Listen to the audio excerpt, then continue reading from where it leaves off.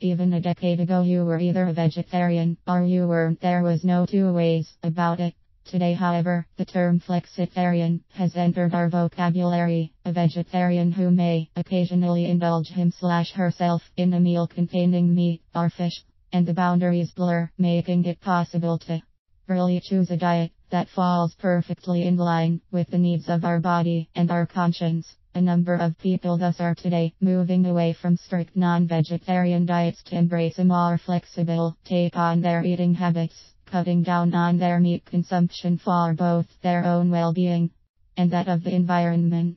I myself grew up a vegetarian, but embraced a non-vegetarian lifestyle while at university. 10 years later, though, my body seemed to have had enough of meat and I reverted back to primarily plant-based diet, slipping in eggs and dairy in healthy doses. So when it comes to cutting down on meat, I can tell you the slope back is much slipper and trickier to negotiate than the signs might claim. There is no two ways about it. In the interest of animals and the environment, cutting down on meat is an ethically aware choice that is commendable and vital.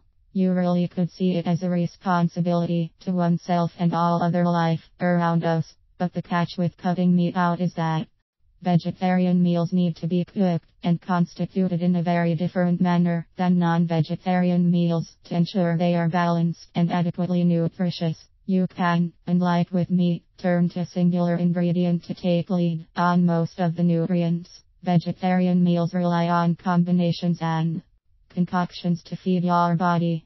For example, pulses and legumes are bursting with proteins, but most pulses are deficient in lysine and some other essential amino acids, and therefore require grains to go along with.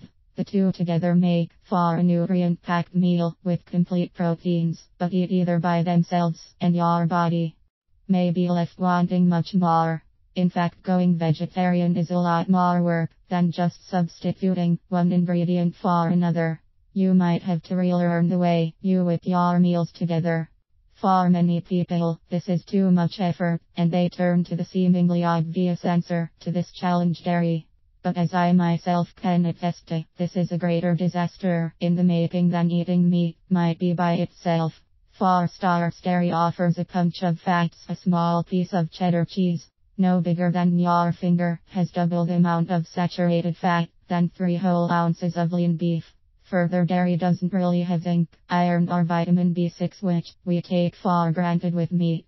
But more than anything else, it's the quantity needed to replace meat in your diet that makes it such a time bomb on your menu. Really, dairy is best avoided. Instead, push yourself to get creative and cooking. A vegetarian diet demands it of you. Of course, there are always eggs and a sprinkling of nuts to help you along the way.